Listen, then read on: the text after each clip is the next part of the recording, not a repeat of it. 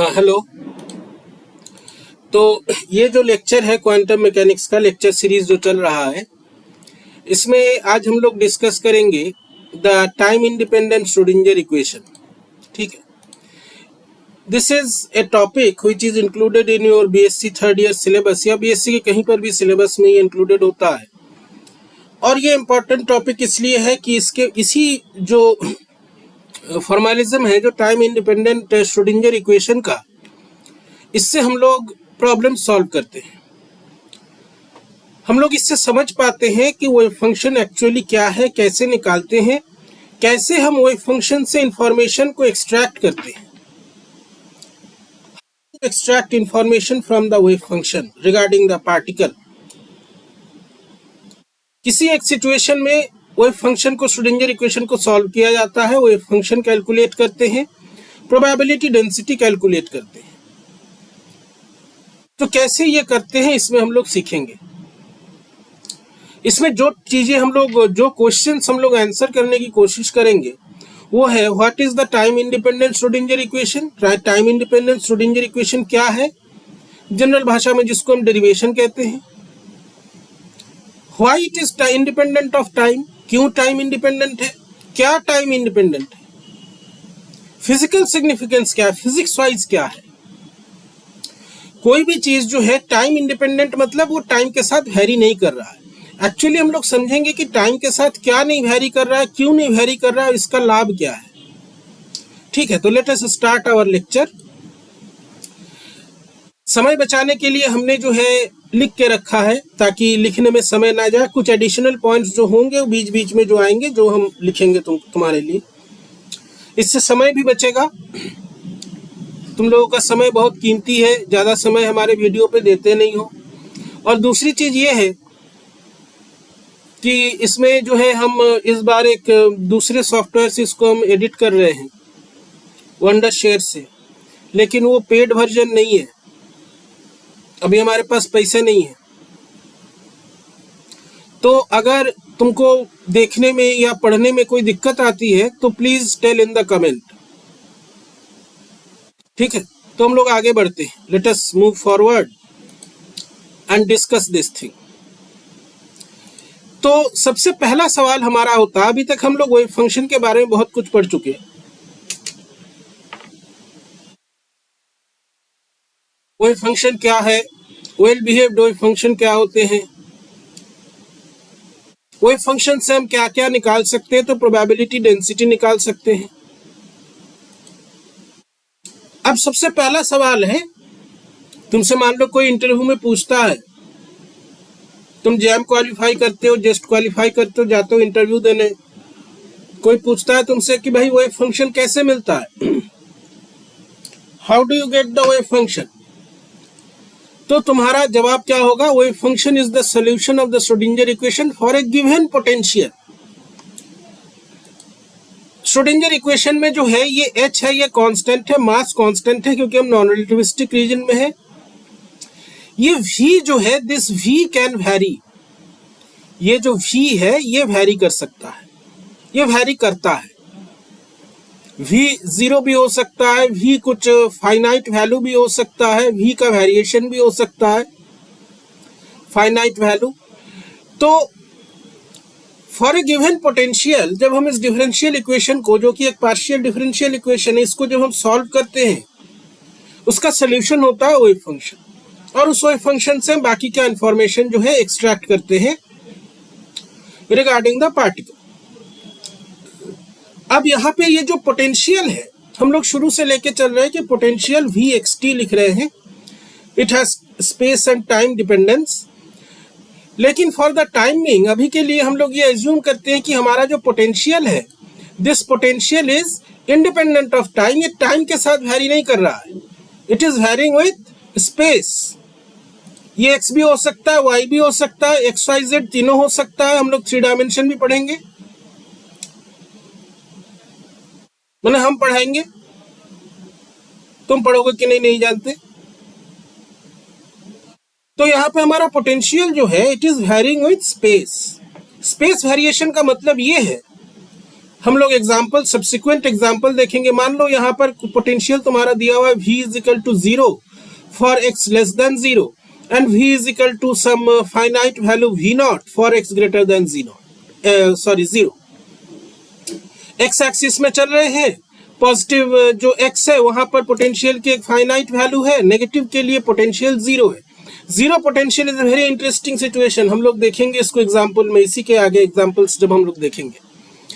तो ये जो है it is independent of time, और इसीलिए जो है ये this is the first reason कि हम कहते हैं कि हमारा पोटेंशियल जो है, हमारा जो इक्वेशन है it is time independent Schrodinger equation. कई बार भाई में पूछने पर जो बच्चा ये बताता है कि क्योंकि पोटेंशियल जो है टाइम से इंडिपेंडेंट होता है so it is time independent Schrodinger equation. जवाब सही है, गलत कुछ नहीं है, but it is still lacking some information, कुछ और इंफॉर्मेशन भी तुमको देना है इसके साथ, ठीक है। तो पोटेंशियल जो है हमारा इंडिपेंडेंट ऑफ टाइम है। अब यहां पर इस तरह का जब सिचुएशन आता है, पार्शियल डिफरेंशियल इक्वेशन सॉल्व करना है, वो फंक्शन जो है हमारा x और t दोनों पे डिपेंड कर रहा है, हमारा पोटेंशियल जो है it is depending only on space. तो जो मैथमेटिक्स है डिफरेंशियल इक्वेशंस का, ये हमको एक बहुत अच्छा सा टूल देता है, that is called separation of variable. Variable यहाँ पे दो है, x और t।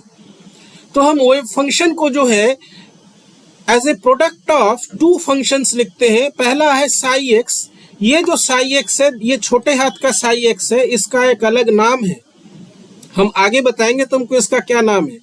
And this is phi t, ये सिर्फ और सिर्फ x के साथ वैरी करेगा, ये सिर्फ और सिर्फ t के साथ वैरी करेगा। Psi x is a function of x only and phi t is a function of t only. इससे जो है हमारा काम काफी आसान हो जाता है और फिजिक्स वाइज हमको बहुत इंपॉर्टेंट इंफॉर्मेशन मिलता है। तो इस तरह की अगर सिचुएशन है तो अब हमको अब हमारा काम है श्रोडिंगर इक्वेशन को सेपरेशन ऑफ वेरिएबल फॉर्म में लिखना। श्रोडिंगर इक्वेशन में जो साई एक्स टी था, now we have to express right that psi x t and its derivative in terms of psi x and phi t, ठीक है। तो Schrodinger equation के right hand side या left hand side equal to के एक तरफ जो है हमारा टाइम डेरिवेटिव रहता है। तो टाइम डेरिवेटिव अगर हम निकालेंगे इस फंक्शन का, क्या निकालेंगे, सिंपल सी बात है, ये x जो है टाइम से इंडिपेंडेंट है तो ये जो है कांस्टेंट हो जाएगा। टाइम डेरिवेटिव माने D phi by D T into psi, simple सा डिफरेंशिएशन। अगर स्पेस डेरिवेटिव लेंगे तो फाई कांस्टेंट हो जाएगा, ये जो है D psi by D X हो जाएगा। यहाँ पे ये भद्दा सा हो गया, हम इसको ठीक कर दूं पहले, D psi by D X हो जाएगा क्योंकि फाई कांस्टेंट है, स्पेस पे खाली ये साई जो है डिपेंड कर रहा है। डबल डेरिवेटिव लेंगे तो इसी का डबल डेरिवेटिव करेंगे, ये तो कांस्टेंट रहेगा, इसका डबल डेरिवेटिव हो जाएगा, ठीक है। तो this is what we are doing.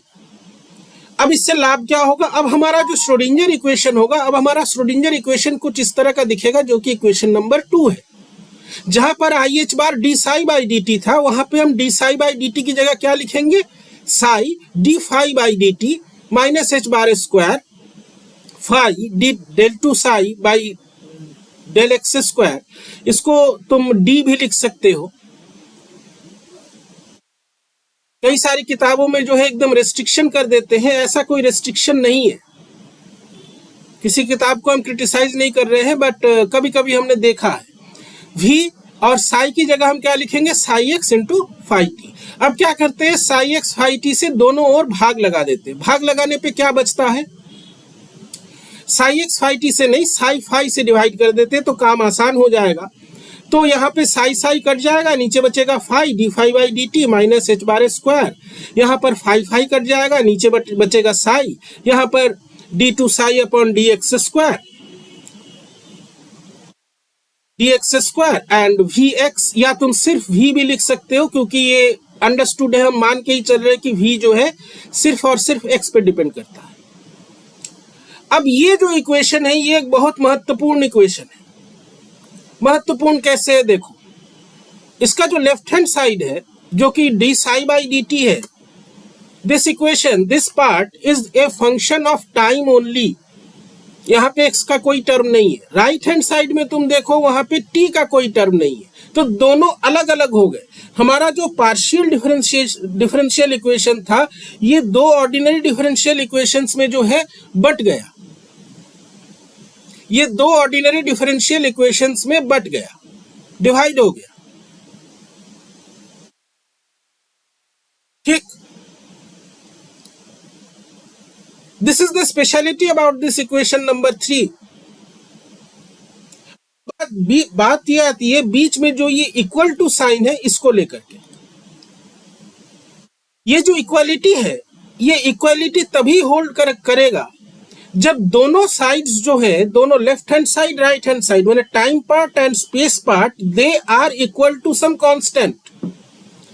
क्योंकि अगर हम t को कांस्टेंट रख के x को चेंज करेंगे तो राइट हैंड साइड चेंज होने लगेगा, इक्वल टू वैलिड नहीं रहेगा। उसी प्रकार से अगर हम x को कांस्टेंट रख के t को वैरी करने लगे तो लेफ्ट हैंड साइड चेंज होगा, फिर इक्वल टू वैलिड नहीं रहेगा।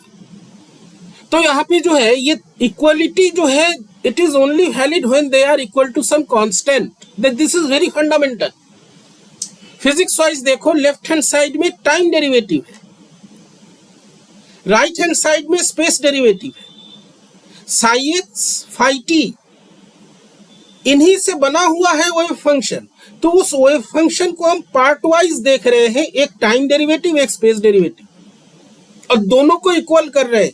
ये जो टाइम डेरिवेटिव और स्पेस डेरिवेटिव का इक्वालिटी है ना, ये वेव थ्योरी या वेव मैकेनिक्स जिसको बोलते हैं, इस वेव मैकेनिक्स में ये बहुत फंडामेंटल एक चीज है। तुम इलेक्ट्रोमैग्नेटिक थ्योरी में भी पढ़ोगे इस चीज को, वहां पे कुछ और फॉर्म में पढ़ोगे लेकिन यहां भी पढ़ोगे। This is the speciality of wave mechanics. तो यहां पे जो है अब ये दोनों कांस्टेंट है, तो ये दोनों को जो है हम एक कुछ कांस्टेंट के फॉर्म में लिखें, तो कांस्टेंट के फॉर्म में लिखते हैं तो कुछ इस प्रकार का हम लिखते हैं, i H bar 1/5 D phi by D t is equal to E, और यही बराबर है किसके, minus H bar square by 2m d two psi by D x square, ये छोटे हाथ का साई है ध्यान देना, प्लस v। दोनों जो है एक कांस्टेंट e के बराबर है। अभी तुम जो है इस e को मत समझ लेना कि ये जो है दिस इज क्या कहते हैं उसको, एनर्जी। अभी हमने नहीं कहा है कि ये एनर्जी है, I have not said anything about this. ठीक है, हमने अभी इसको एनर्जी नहीं कहा, हमने इसको एक कांस्टेंट कहा है।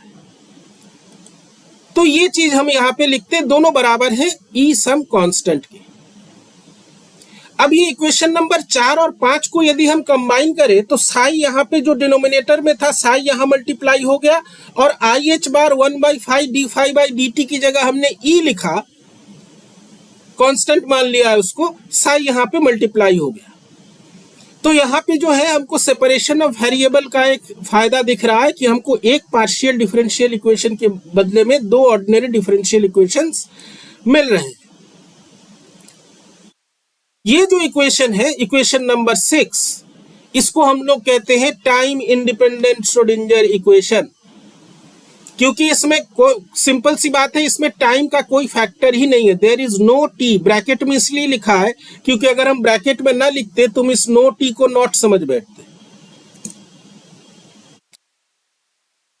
इसी इक्वेशन, तो यहां पे यदि हमारा, तो देखो पोटेंशियल हमारा स्पेस डिपेंडेंट है, टाइम इंडिपेंडेंट है। इस तरह के पोटेंशियल के लिए जो एडिक्वेट या रिक्वायर्ड श्रोडिंगर इक्वेशन का फॉर्म है, this is the form.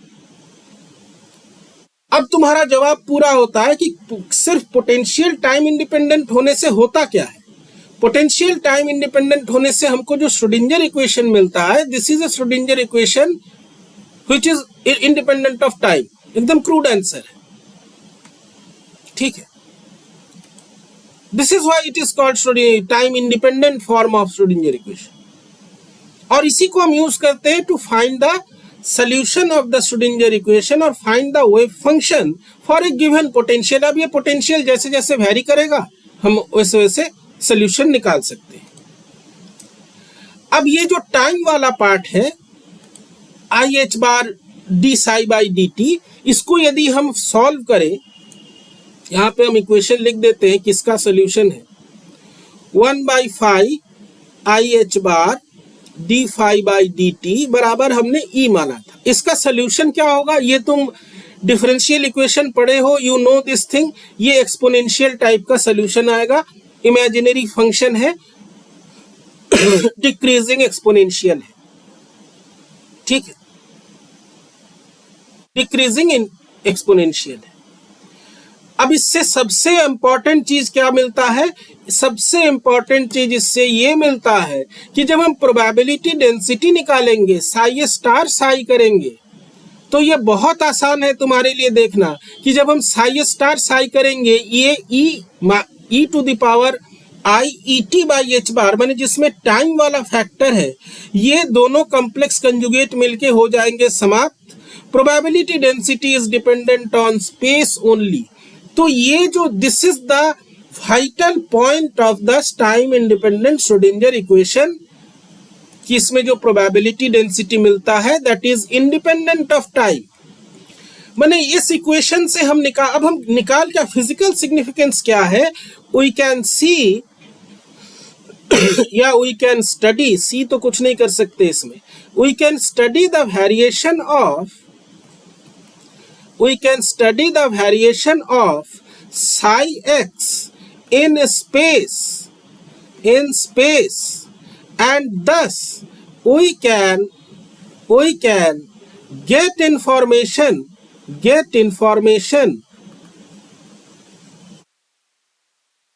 particle, how the particle moves in space। ये जो स्पेस वेरिएशन है ये हमको यहां पे मिल गया। हम एक छोटा सा एग्जांपल तुमको दे रहे हैं, मूव्स इन स्पेस, ठीक है।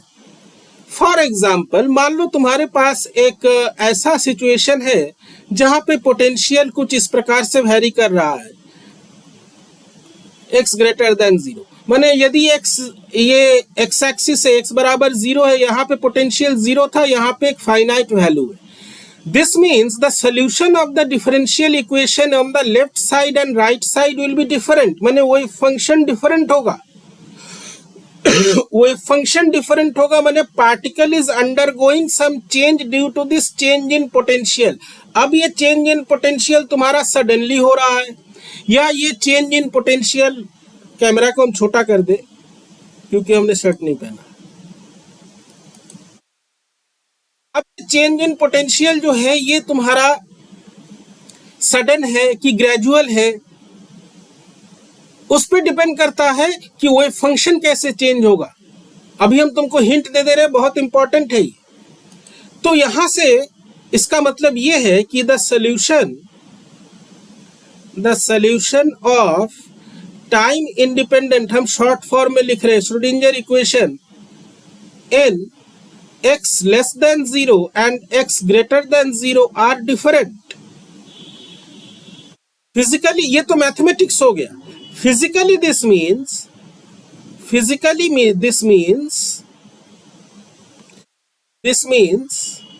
that the wave function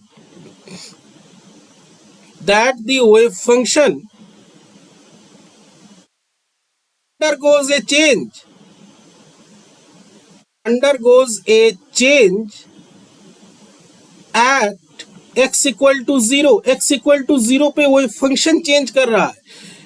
इसका मतलब ये है कि जो पार्टिकल है, पार्टिकल के साथ चलने वाला जो वेव है वो भी चेंज हो रहा है। वेव चेंज हो रहा है, माने क्यों चेंज हो रहा है, lambda is equal to h by p होता है। This quantity is changing because there is a change in potential. Change in potential means there is a force del v upon del x। the wavelength of the de Broglie wave is changing due to change in potential due to change in potential. तो इसके बाद subsequent particle का movement कैसा होगा? This is the quantity of interest. Probability density भी change होगी। अगर वही फंक्शन बदल रहा है तो प्रोबेबिलिटी डेंसिटी भी चेंज होगी। कैसे चेंज होगा, कितना चेंज होगा, that we will study in the subsequent example. सबसे पहले हम लोग फ्री पार्टिकल लेंगे जहां पर v जो है वो इक्वल टू 0 होता है। That is the very interesting case. ठीक है, तो प्लीज वीडियो को लाइक करना, सब्सक्राइब करना, शेयर करना। भाई हेल्प करो हम लोगों की, बिना पैसे के पढ़ा रहे हैं, इतना तो कर सकते हो। इसमें तुम लोगों को कोई पैसा नहीं लगेगा, है कि नहीं? तो इसके बाद जो है हम लोग आगे कुछ बहुत इंटरेस्टिंग एग्जांपल्स देखेंगे, बहुत इंटरेस्टिंग तरीके से पढ़ेंगे, और हम कोशिश करेंगे कि कम समय का वीडियो हो ताकि तुम ध्यान से देख पाओ। 40-45 मिनट लेक्चर सुनना हो सकता है तुम्हें असुविधा होती हो। Thank you.